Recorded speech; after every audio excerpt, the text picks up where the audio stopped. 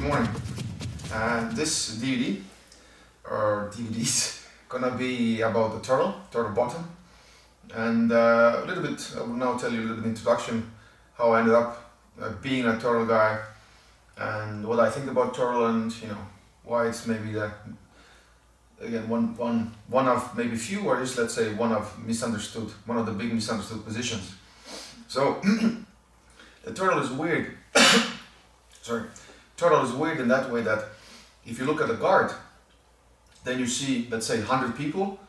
You can find them pretty easily that are good in guard, and you take them. If you want to teach a guard, you take what's common in those people, like fundamentally the same, and then you teach that. You don't teach specific guards in a way, but just what makes them good. And everybody has a different game, but you can have that population of, let's say, 100 or even more, 100 people. In turtle, that's weird because there's no actually very good turtle guys, and I think sport has moved in a way that it's kind of killed the turtle, because in IBJJF now there's no sweeps and no takedowns on the knees and stuff. That's a different topic that doesn't make any sense actually, but that's a different topic in itself. And the turtle is kind of dying art. There is, let's say, handful of people, but and the best, the most famous one is Eduardo Tellez, that can do it in a very high level, and there's probably some more guys, but there's really like a small amount of people, and doing statistics from that, like what's good in there and what's the common knowledge of just, let's say, 5 people, it's weird. It's not accurate, and I've always been wondering that, I've heard all my life that people have said, don't call the turtle, don't expose your back. Use it as a transition, don't stay there, it will not work in MMA and everything else. So I would actually say these days that, let's say, very Estonian blunt way, that they're wrong. And maybe they were wrong because they didn't know it. They didn't have turtle, and then they didn't know anything else, and that's what they said. But I think now we know better. And turtle is a very wonderful position, and it's you should have it in your game for different reasons. So we're gonna definitely stop on. And it's very necessary for you to have a decent turtle because that actually makes passers' game better, because they have to put you on your back. You don't have to stay there yourself. So that's their job. And in IBJJF you can avoid points, and it's a very good guard retention tool. Because staying on your back is worse and going to turtle is better, because it gives you more options to stand up and pull guard. And there's bunch of other stuff, and all this back exposing stuff, it's dangerous, they will choke you out. I will show you today that it's not that easy. It still happens. It's still a sport. People haven't figured out jab cross also, how to defend that after hundreds of years. Still works, we know how to defend, but sports is a method to beat that with all these feints and traps and everything. So, but you shouldn't be afraid of going to turtle. And there's always, in some gyms, there's some guys that usually randomly are getting good at turtle, but it's very, very, they're very scarce, so to speak. And people, a lot of coaches are not, let's say, telling people to go turtle, and it's kind of like a bad rep and bad reputation. I personally don't like that, like you demonize something. And all these arguments of turtle not working MMA and stuff, I think it's not correct, because you have to train turtle also the same as you have to train mount bottom. If usually MMA guys some jiu-jitsu guys will go like, oh, with turtle you get punched in the face. Also that happens in a mount bottom. So, but you still train mount bottom for MMA context. You don't have to stay there, you want to escape fast, but it's, you have to be good at this, and same as turtle. An example, we saw a match against Whittaker and Jacare, Whittaker with Jacare, and Whittaker used, we call it active turtle against Jacare to defend the back. And there's examples of people using turtle successfully in an MMA fight, if it's a sport, because you can't definitely stay there, you have to move and everything else. So same as side control bottom, same as mount bottom, so it's not like you want to avoid that. The dangerous part is avoiding that, because when you end up there, you don't know what to do, and then it's dangerous. You get choked, you get punched. Same as these days leg locks. Leg locks are dangerous because if you don't, let's say leg locks are dangerous if you don't know leg locks. But if you know them, the threat and stuff, you can tap, you can escape, and they're not so bad. But if you don't know them, that's when they're dangerous. So my turtle started with one guy I personally call Scandinavian Tellus. His name is Erik Linden. He's from Sweden, and he was couldn't turtle, and I had very hard time, attacking his turtle and his back, and it was very inspiring to feel like firsthand what a good turtle looks like or feels like, because I couldn't train with Eduardo Tellus and see what he's doing, but I've seen the matches and stuff. It was very intriguing, because probably I think one match when André Calvao choked him out with some Ezekiel version, I think, but mostly people can't take his back, even high level people. So I was really intrigued that they kind of know everything. They train all day, all night, and still he can do his stuff and it works. So how come it's a dying art? And so I met Erik, and it took us 2.5 years to figure it out. We tested that. I know the process because Erik is good, but he couldn't explain the essence of what he's doing. And then it took us 2.5 years to figure out that position we're gonna talk about today. And that's how it started. So as previous one DVD with the grilled chicken, we had that position, and it's a little bit similar. It's just like grilled chicken turned around, and you just have turtle. And we're gonna talk about the active turtle. That's the evolution of the turtle, how we play. We're probably gonna talk about some back escape stuff, how to go the turtle. But that was my beginning. So I think I've been doing that turtle in like 3-4 years or something.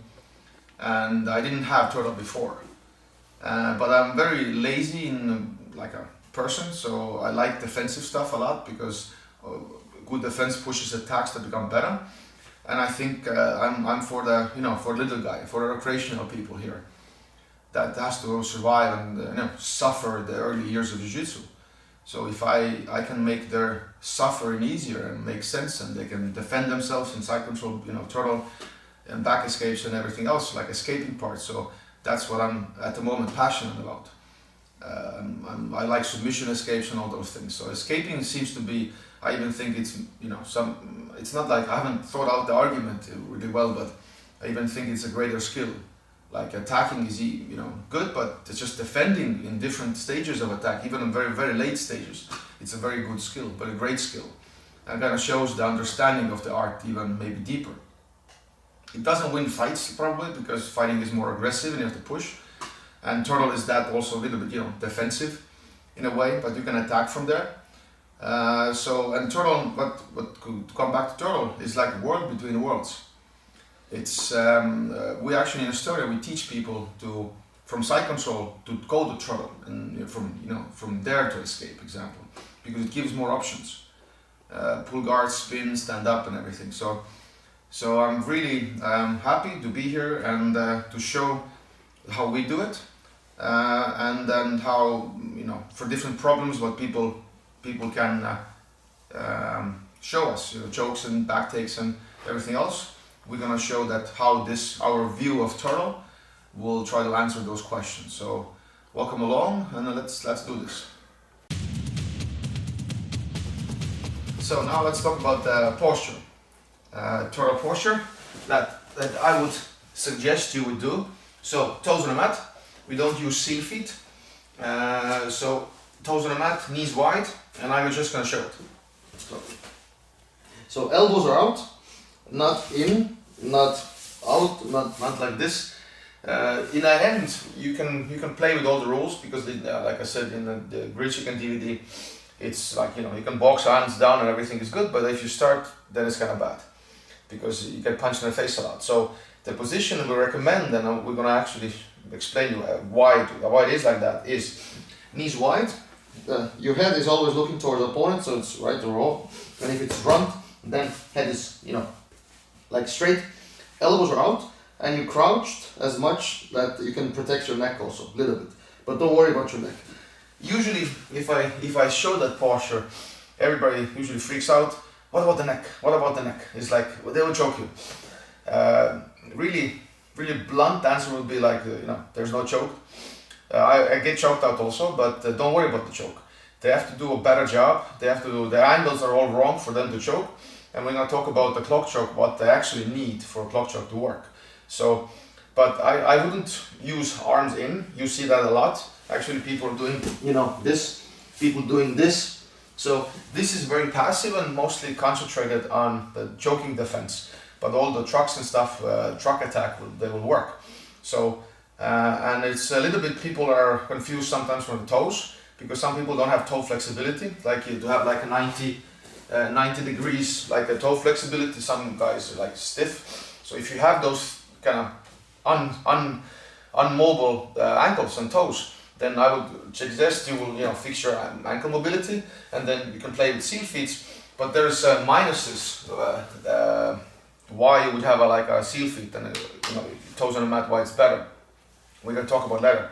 So the posture is really simple, and if we did grilled chicken DVD, yeah, so we had this knees wide, knees close as possible, toes, everything, and arms were here as a neutral position. So this is literally like a turtle is grilled chicken turned around. So if I just keep my elbows where they are, and I just move around and keep my elbows and then just put the position. So it's literally the same position. So, and this is also the like a fascinating theory I have about beginning of jiu-jitsu, unifying theory of jiu-jitsu, because everything kind of seems to be seems to point to that direction of that posture. If you have butterfly guard, if you have panda, one of the defensive positions, I think we go over this in DVD. So everything kind of is like knees in, elbows are here, and then you play. And so it seems to be, there is some unifying theory about jiu-jitsu that we can elaborate on and we can build on, but we'll see if it becomes true, because there's not many people that agree with me at the moment. But all this posturing thing is that I can show them that there is something, and it would be like a fool to say there's nothing, because the evidence is actually very appealing. So, and again, this is for like a day one, month one, year one information. This is how you start, and then you build all the activity and all the YouTube starts to work, because you can add all the techniques to this. So my job in this DVD is mostly to show you those defensive positions, make you really annoying. It's one of the best compliments you can get if you do, let's say, my system, and people are called really fast, you're annoying to roll with because they're very defensive. Right? But it is about survival, and the attacking has to be there. So if that happens to you, congratulations, you have done the very good job. If they call you annoying. So, and now next we will start to make sense of the posture, why elbows, why the head, everything. And you have I hope you have all your questions answered. So let's do this. Now we're gonna start with posturing stuff, and I wanna introduce to my good friend Ronald Stimmer, also, who's gonna be my partner, one of the Estonian black belts also, and has been a big part of this developing process also. So turtle, let's go. So a little bit testing. So we have to understand how the posture looks and what's necessary. So we're gonna cover that. First, the head. So the head has to be not like nose on the mat. You have to be like the hairline and everything. So head on the mat, and you look towards where the opponent is. So if opponent would be straight, you will have a head straight. Yeah, just forward. If your opponent is at your left, you look left. But the bad thing is, what you shouldn't do is put your cheek on the mat. So this is kind of, you see the alignment, and if I just lift a little bit legs, it would not be a good day for the neck. So really like a turtleneck. And you can even shove your shoulders a little bit up, and you turn a little bit here. So if I would move to the right, so he would have to move the head to the right, and everything is good. So he would follow me all the time. So that's the whole point. And for a defensive purposes also, at the moment we're doing this, but there's also defensive moves when he moves the head away and spins to guard, spin guards. So then he, go back, yes, then he kind of moves the head away, but as fundamentally kind of looks towards me. It's kind of necessary to have, we're going to talk about Greco-Roman shoulders, that they get necessary for pulls and stuff. So the head, and a good test for a head also, even in turned left, turned right or straight, is he has to be able to lift his knees off the mat. So the neck has to be that strong. So it's a little bit the nose on the mat. More nose on the mat? No. So if the nose is on a mat and he doesn't move his head, it's kind of, the neck is very weak and he can't lift his knees up. So it's kind of very weak. You feel it a lot of like a strain on the neck. So make a neck strong and good. Like if you have to even like shrug your shoulders, like turtleneck, really like so neck is gone. And then good test, lift your knees. So that's good test. And some people have hard time doing those things because the neck is weak, it's not conditioned for that. But if you move around to some wrestling and play a lot of turtle and everything, so with breaching, your neck gets strong doing jiu-jitsu. So start slow, and even you can have like a beginning exercise, put your arms on a mat, like lift your knees right away, no? Like right now, yeah. So you start with this maybe for a warm-up if your neck is really unstable, and you'll figure it out. So definitely progressive resistance. So that's the first part. So now we move on to the elbows next. Continue with the posture fixing. That is the main thing. We're going to talk about that posture like endlessly now. So how to keep it under pressure. So now the elbows. Let's say the bad things. If I say the bad, you have to understand the context of it. So elbows on a mat, and maybe even crossing the neck, and protecting the neck. But I guess the good thing with this position is, if you want to protect your neck, I guess it's very safe for a certain amount of time. But you can't protect this space. So that's the bad thing. And for hooks, you can shove those hooks in. It's like a wedge here, and your leg kind of gets easier there. And also the truck attacks. Like if you put your knee in, they will shove your knee in, and then you go here, and then you roll people, and then you start to take their back. So this defense does is it shuts down maybe upper body like clock choke and stuff, but leaves the lower body really like open. So in that sense, it doesn't fix the whole thing. It's kind of defending one thing very well and not defending other parts very well. So I would suggest that elbows are out, like here, and not like out. If you do this, that's kind of weird also, because I understand arm bars and everything happens from there. Darces and Marces and Barces and Larses. But so elbows are in, and there's a specific spot when they're strong. And what you also do is you push your forearms to your thighs, like to the hip flexor place. So, and it's very annoying. And this space, by the way, this space doesn't matter.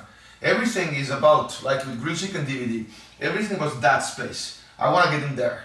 So if he closes that space, people would call, a hooks goes in. It's actually a trick. This space doesn't matter. The hooks here doesn't matter. So that's the crazy part. So, and the elbows are in a way that if I want to little bit be more annoying and try to shove my knee, and the angles are weird. And you learn to manage this. It's like, like a boxing, and somebody throws it, you feel it. It's not like static, like we talked about in Grilled Chicken DVD. But the angles are gone. It's very hard to shove your knee here. It kind of pops off. And even people will later go like double ankles here, other stuff. So it's really important you push your forearm to your thighs, and you can maybe even push it more if I go here, so you lean more here, and you learn to play like a boxing stance. So you can adjust a little bit always. But elbows are there, so there's no access for underhooks. And later we have wrist fight also, so that's very important. So now you have two things.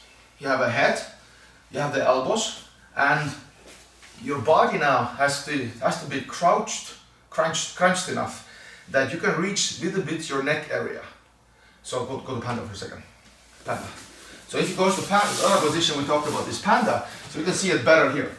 So his body is more straight up, then he has to defend the neck and the elbow. And there's a big space here, so I can win that battle because he can't defend two places at once.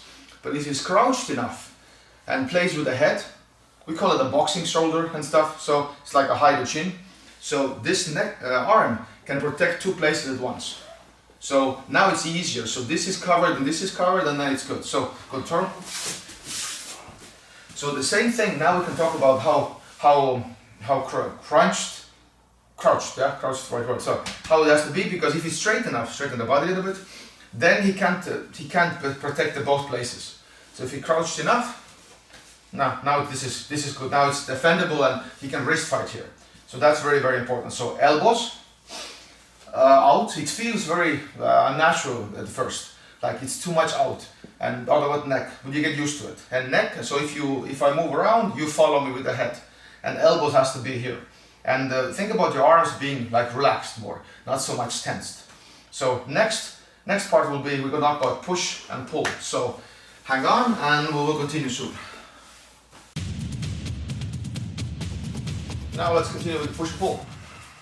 Another thing, how to keep that position. So again, this is what makes turtle very annoying. So we talked about the head, the elbows, and now the push and pull. So push and pull is managed by the knee width. So knees has to be wide, and now it's a question how wide. So if they're close enough, then it's kind of very close, and then it's like easy to push over and easy to pull over. But if they're wide, if you have like a split, I guess, then we have to discuss. But most people can't put their like hips on the mat. So, but if you feel this would be even maybe good. And now if I pull, he shouldn't like. Now he fixed also the stance. He shouldn't fall over. So, and this would be, I want to push, he shouldn't fall over. So even then maybe try a little wider. Yes, like 5 centimeters. Now the base is even wider. And now people usually go, what about the hooks? The hooks can't come in because that space is covered. And also what makes the pulling effect actually harder is you look towards me. So now this does actually something to the alignment. And then this shoulder is like a little bit millimeter down, and this is up. So it becomes like a Greco-Roman shoulder stuff. So if you pull them, it's easier to be. You start to counterbalance the pull a little bit. You don't have to put the shoulder on the mat. I guess you can do that a little bit, but just this is enough to a little bit counterbalance. So you play with the shoulders, and it's a very good thing to do. So turning the head, turn the head right straight. So this, if I pull, they start to fall over that. So under certain, like if I do it really hard, really fast, so it body tilts and this angle, and now his head is turned, and now he starts to roll more. And you can do the spins from there. You can use it as an escape also to make people just overreact and then use it for a spin. Why not? But to counter that, you just stay here. This is very important that I can't pull. And for pulling, I usually need to create space to pull. And if you have a good, very good, like a turtle structure, then you make me to create the space here a lot, and actually makes the guard pull easier. Because if everything is bad, here I can be very close and just pull him down, and that's the bad thing. But he wants me to create a lot of space here, so there's time to pull guard, there's space to pull guard. So he makes me overreact with this strong position, and it is definitely not that easy as it looks and sounds, because I will start to mess with here, and then pull. So I will combine my attacks. So you have to manage that, like in boxing. Not freak out, don't blink so much. And it takes time, so you start to do progressive resistance drills, slowly build up feedback and everything else. And then you build up, now you can do it at full speed. So definitely it takes time to do minimal things. So it is not moving at all, basically. So head, knees wide, elbows. And the next one is a little bit, I talked about the toes. Now, next section will be that. So stay here and let's do this again. Now it's time to talk about the toes. There are cases in Jiu-Jitsu or also in wrestling when you use seal feet, basically more for sliding. And but now in this turtle, I would recommend have a toes on the mat. And again, if you don't have the toe flexibility and everything is stiff, please fix it and then play it still. And also, if you can't fix it, then probably seal feet will do the thing, but you will have harder time. So without the toes, seal feet. This is actually quite, I think I heard first by Mendes brothers. They called it a seal feet. So if you have this seal feet, the head is lighter actually, and it's easier to pull you back. We'll talk about that, why the toes are doing that. So seal feet again. And those attacks, when people grab the hip and they pull you down and then you fall, those attacks become easier. If your toes are on the mat and knees are wide and everything, it's really hard to actually kill that hip. It's really hard to tilt you over. There has to be a sport jump here and then pull there and stuff like this, so it makes your attack better. But seal feet, put the seal feet. It's just you block the leg and you just pull, and then you have those back attacks and everything. So it's still you shouldn't fall on people's lap like this. There's a defensive system like Panda, everything when you should fall. So as a back taker, if you just kill the hips and think about you taking somebody's back, then I would say it's not correct, because defense has to be deeper than that. So probably we're going to talk about it later. So, and also for defensive purposes, toes on a mat, what they give you is mobility, and they make your head heavier. So let's say if he wants to like move around, he can lift his hip and move around, you know, and it's easier. Then, you know, insert the underhook, get away. And so this is very important. And if there will be like a seal feet, and then he will try to like move around. It looks really like, it's like physically like painful to see, like a toe holding himself. So I wouldn't recommend that. And I know some people have concerns, like if the toes are on a mat, that, you know, they go over those things, they start to mess with that. We address that part also later. That it's not like you can, you know, you can twist the ankles, it has to be under your butt. And also if you have watched like Eduardo Tellez fights, most people are like back here and then dominating that leg, because that's kind of the important one to like put like a stapling over. So if he gives me space a little bit, so those things that I will go over, I will control that leg. And if you have stiff toes, then it kind of hurts to be here. So for him, so definitely I would recommend have a really optimal mobility and you'll be fine.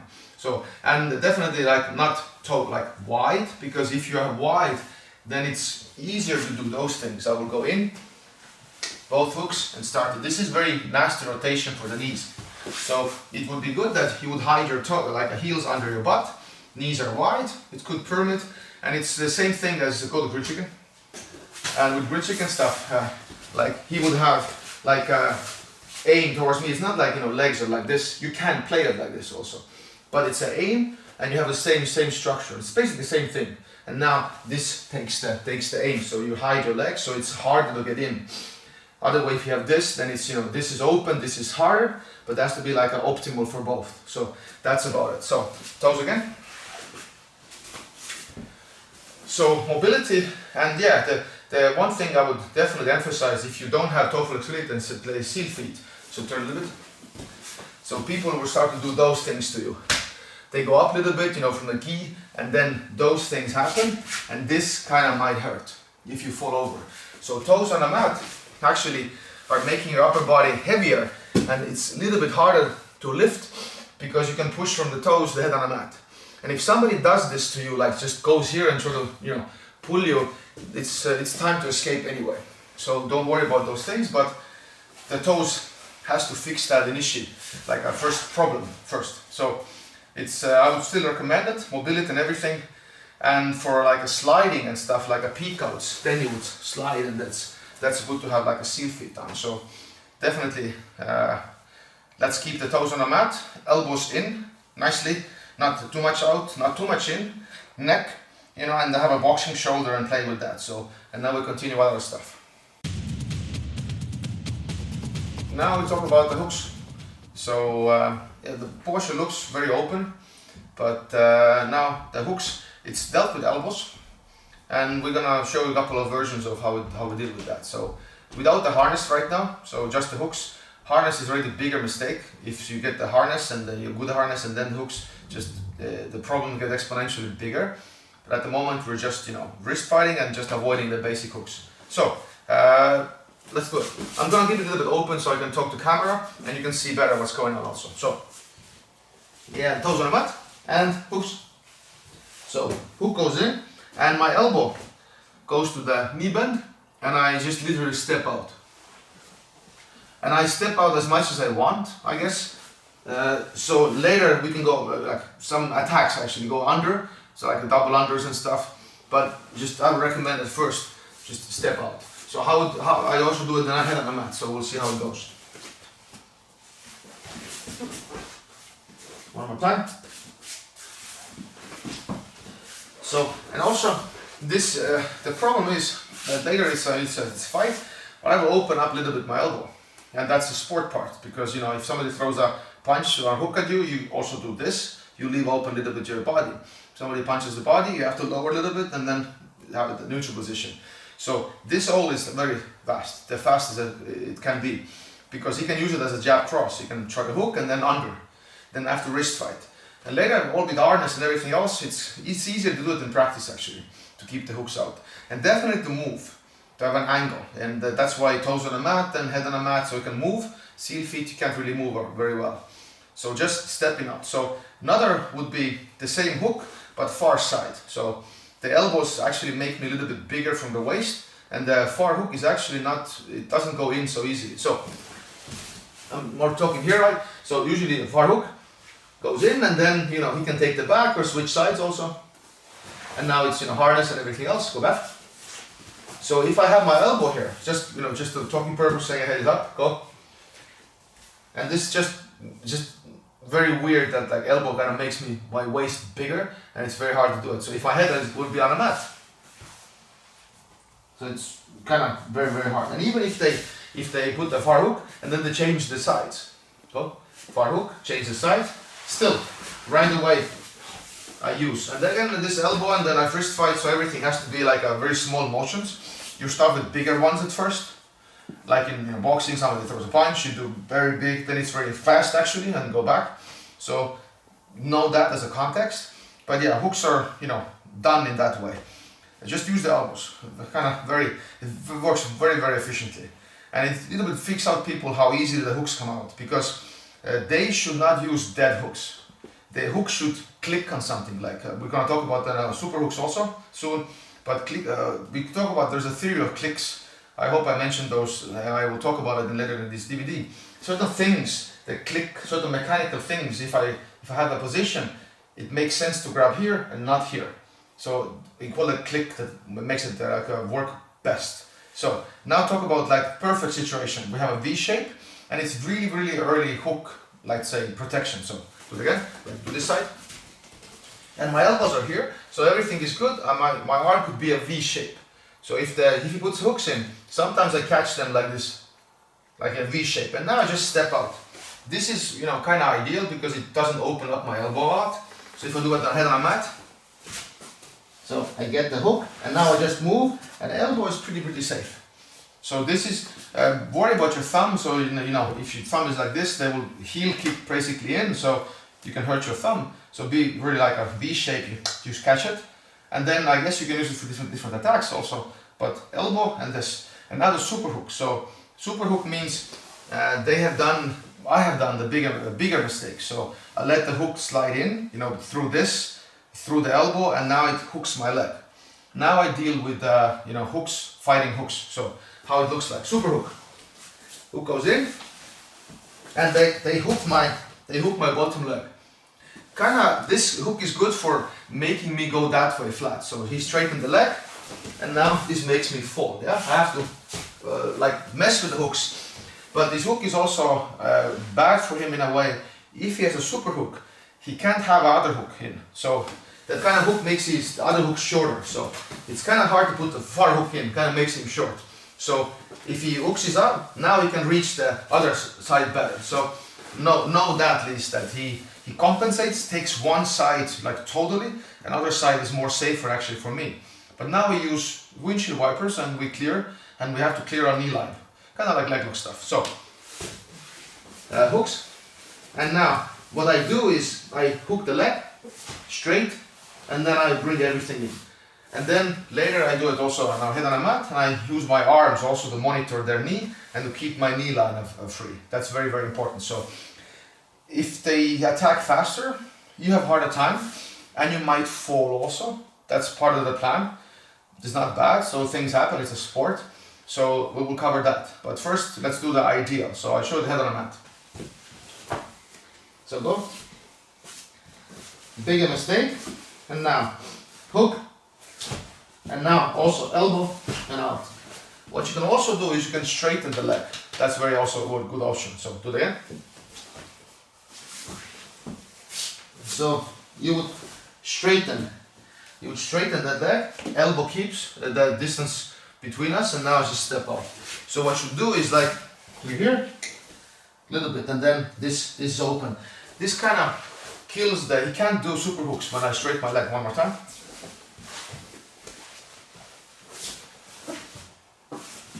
So this kills that he can't have those, even the truck position, so to speak. And so super hooks are dead if I straighten my legs. If I keep them bent, it's easier to grapevine. So it's very, very important. So, and this is a game you can do later. If move around, move the head, look for elbows. Elbows are tight, knees are wide, push pull. They put hooks in, and so you progressively build up the drill. And we also use feedback. like as a like sports psychology and sports science says that after each drill you're gonna tell people what was good, what was what should have been better, and always feedback, and progressively go higher. So teaching grilled chicken and teaching turtle is actually a very great skill. It's if you don't have good methods, it's a little bit harder to get good. If you have good methods, isolation drills and feedback drills and how to build drills together, call out drills, then this teaching is very fun. It's not bored. And some people go like, if I teach you this, it takes me a little bit like 4 hours to actually make you good at this, like if drills and stuff. So people think it's boring to train that. Only one thing I would want to have techniques, YouTube stuff, sweeps. But none of the YouTube stuff works if you don't have that posture, if you can't stay safe. So because if you start to do a sweep, it fails, where do you go? You go back here to the trench, your trench, and then you try again.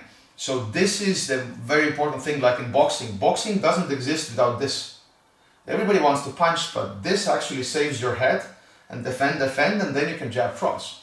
So it's very, very important to have this position down, drill it with games, and that makes it always fun, it's not boring, and then later add techniques. Because this is what you need in sparring. So take that and in your mind, understand that, and know how to drill it. It's very, very fun to play this. So now next one we go to like a knee line and then try to take the truck. So we talk about keeping the knee lines more free. So